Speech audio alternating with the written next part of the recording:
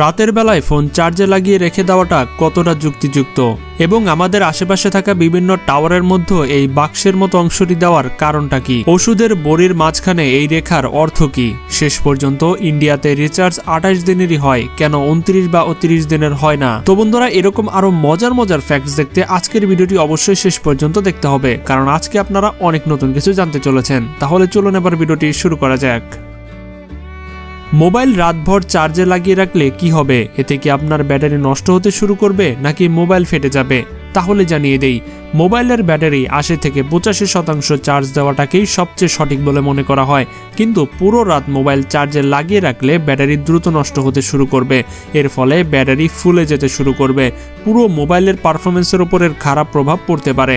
আর mobile সবসময় original charger দিয়েই charge করা উচিত, তাই ভুলেও কখনো রাতে মোবাইল চার্জে দিয়ে ঘুমিয়ে পড়বেন না।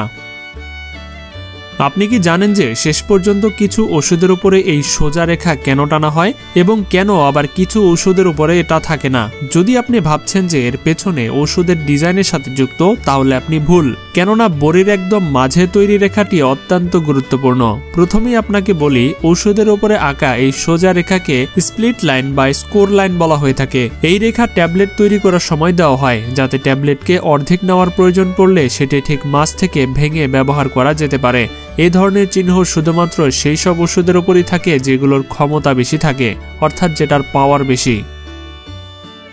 বন্ধুরা, আপনারা যদি একজন ভারতীয় নাগরিক অর্থাৎ ইন্ডিয়ান সিটিজেন হয়ে থাকেন, তাহলে আপনার মাথায় অবশ্যই এই প্রশ্নটি একবার না একবার এসেছেন যে যখন আমরা 30 দিনের টাকা দিই কিন্তু রিচার্জ শুধু 28 দিনেরই পাই, তখন এর পেছনে দুটি কারণ থাকে।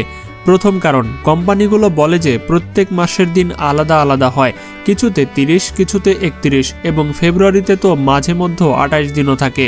তাই 28 দিনের রিচার্জ দেওয়া সহজ, কারণ প্রত্যেক মাসে কমপক্ষে 28 দিন তো থাকেই। দ্বিতীয় কারণ, যদি কোম্পানিগুলো 30 দিনের রিচার্জ দিত, তবে আমরা বছরে 12 বার রিচার্জ করতাম, কিন্তু 28 দিনের রিচার্জ হওয়ায় আমাদের প্রতি বছর 13 বার রিচার্জ করতে হয়, যার ফলে কোম্পানিগুলো বেশি মুনাফা অর্জন করতে পারে।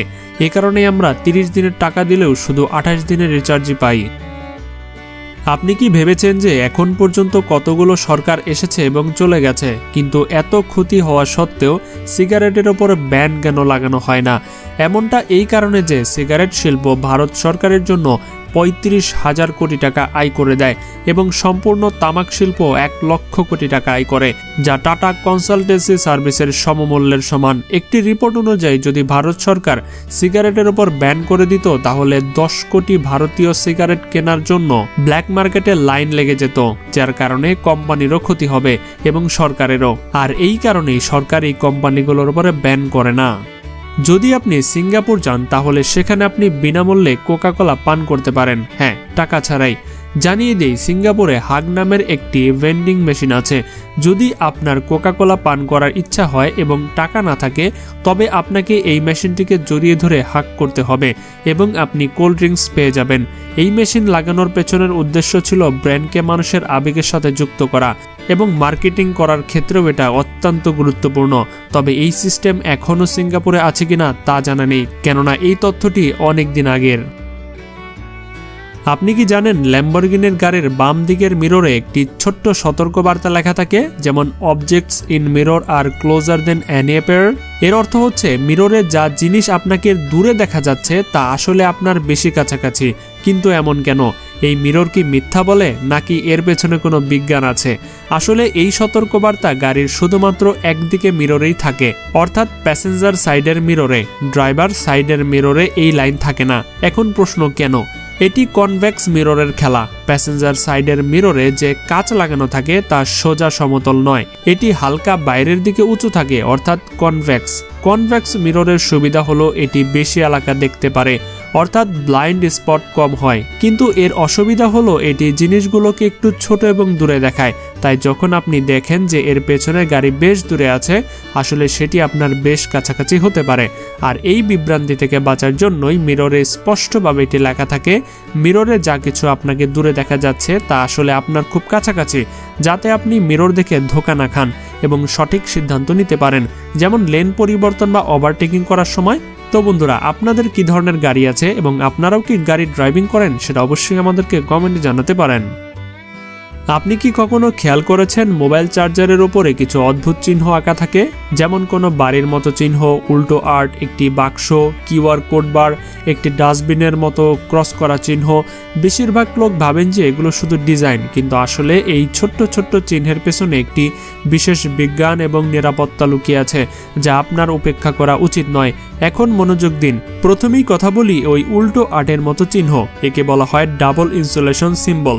মানে এই চার্জারে দুটি স্তরের সুরক্ষা দেওয়া হয়েছে, যাতে কারেন্ট লাগার ঝুঁকি থাকে না। সহজ কথায় বললে এটি আপনার প্রাণের সুরক্ষার জন্য। এখন আসা যাক বাড়ির মতো চিহ্নের কাছে। এটি বোঝায় যে এই চার্জার শুধুমাত্র ইনডোর অর্থাৎ ঘরের ভেতরে ব্যবহার করার জন্য তৈরি। বৃষ্টি বা আর্দ্রতায় এর ব্যবহার বিপজ্জনক হতে পারে। এখন সেই ডাস্টবিনের চিহ্ন যাতে ক্রস আঁকা থাকে, এর অর্থ হলো এটিকে এমনি এমনি ডাস্টবিনে ফেলে দেবেন না, কারণ এটি বজ্র। এটি একটি বিশেষ জায়গায় রিসাইকেল করা জরুরি, যাতে পরিবেশের ক্ষতি না হয়। এখন আসা যাক ওই বাক্সের চিহ্নের কাছে। এটি দেখায় যে এই চার্জার ক্লাস 2 অ্যাপ্লায়েন্স, যার অর্থ ওয়্যারের প্রয়োজন পড়ে না, তবুও এটি সম্পূর্ণ নিরাপদ। এবং সবচেয়ে জরুরি কিউআর কোড এবং ভি চিহ্ন। কিউআর কোড স্ক্যান করলে আপনি ব্যুরো অফ ইন্ডিয়ান স্ট্যান্ডার্ডসের সব বিস্তারিত তথ্য পেয়ে যাবেন। আর ভি চিহ্নটি দেখায় যে এই চার্জার ভারত সরকার দ্বারা সার্টিফাইড এবং পরীক্ষিত। আপনি কি কখনো মোবাইল টাওয়ারকে ভালো করে দেখেছেন? তার উপরে একটি বড় গোলাকার বাক্সের মতো কিছু লাগানো থাকে, যা দেখতে কোনো ড্রাম বা থালার মতো লাগে। তাহলে আপনি কি জানেন যে এই জিনিসটা আসলে কি এবং এর কাজটা কি? এই গোলাকার বাক্সটাকে বলা হয় মাইক্রোওয়েভ ডিশ অ্যান্টেনা। এর কাজ হলো একটি টাওয়ার থেকে অন্য টাওয়ারে নেটওয়ার্ক পাঠানো। মানে এটি আপনার মোবাইলে নেটওয়ার্ক সরাসরি আনে না, বরং একটি টাওয়ার থেকে অন্য টাওয়ারে নেটওয়ার্ক পাঠানোর পথ তৈরি করে। এই গোলাকার অ্যান্টেনা সরল রেখায় সিগন্যাল পাঠায়, তাই এটিকে উঁচু জায়গায় লাগানো হয়, যাতে সামনের টাওয়ারকে পরিষ্কারভাবে দেখা যেতে পারে। যদি মাঝে কোনো পাহাড় বা বিল্ডিং চলে আসে, তাহলে সিগন্যাল পৌঁছাবে না। তাই পরের বার যখন আপনি কোনো টাওয়ারের এই ড্রামের মতো জিনিস দেখবেন, বুঝে নেবেন এটি সেই লুকানো পথ যার মাধ্যমে নেটওয়ার্ক আপনার কাছে আসে। আপনি কি কখনো ভেবেছেন টিকটিকি উল্টো হয়ে থেকেও দেয়ালে আটকে থাকে, কিন্তু পড়ে যায় না কেন?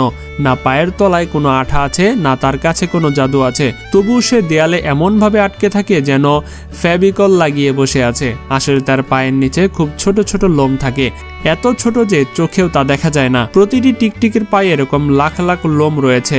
এখন এই লোমগুলো দেয়ালের খুব হালকা ফাটলে ঢুকে যায় এবং সেখানে পাকড়াও তৈরি করে। এই পাকড়াও আসলে কোনো আঠা দিয়ে নয়, বরং খুব হালকা চুম্বকের মতো প্রভাবের কারণে হয়, যাকে বিজ্ঞানের ভাষায় ভ্যান ডার ওয়ালস বলে।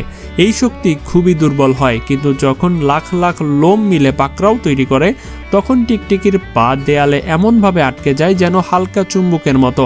আর এই কারণেই সে উল্টো হয়ে ঝুলে আরামসে চলাফেরা করতে পারে, পড়ে না, পিছলেও যায় না। বিজ্ঞানীরা এখন এই একই প্রযুক্তি ব্যবহার করে এমন গ্লাভস বানাচ্ছে, যার সাহায্যে মানুষও দেয়ালে উঠতে পারে, ঠিক স্পাইডারম্যানের মতো। তো বন্ধুরা, এরকম আরো মজার মজার ফ্যাক্টস দেখতে ইন্ডিয়ার স্ক্রিনে দেখানো ভিডিওর যে কোনো একটাতে ক্লিক করে দেখে আসতে পারেন। তো দেখা হচ্ছে পরবর্তী পর্বে। আজকের মতো এখানে বিদায়। আল্লাহ হাফেজ।